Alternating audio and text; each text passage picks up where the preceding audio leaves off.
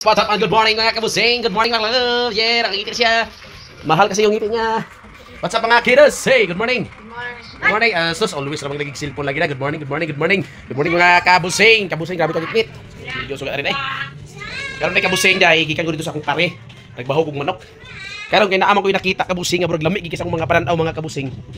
Brog makarelate man siguro dali sa gagmay pa kabusing sa ato pa mga amahan sa una, sa mga 1980s nga mga bata.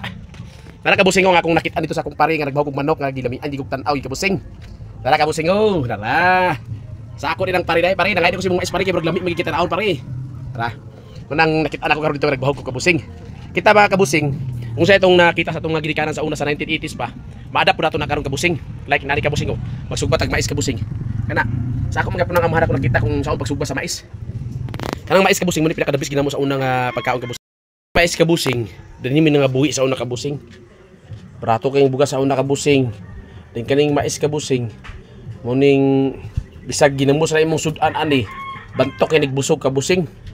Layo ra pud kita dali sa sakit kaning mais. Karon kabusing kay new generation naman. May humay naman ta karon mga bata ron di naman mo kaon og ginani mais kay ginaling kay hait daw. Pero was la kabalo kabusing kaning mais mo gini pinakadabis nga kanon nato para layo dali sa sakit. Okay, thank you for watching mga kabusing. Good morning once again.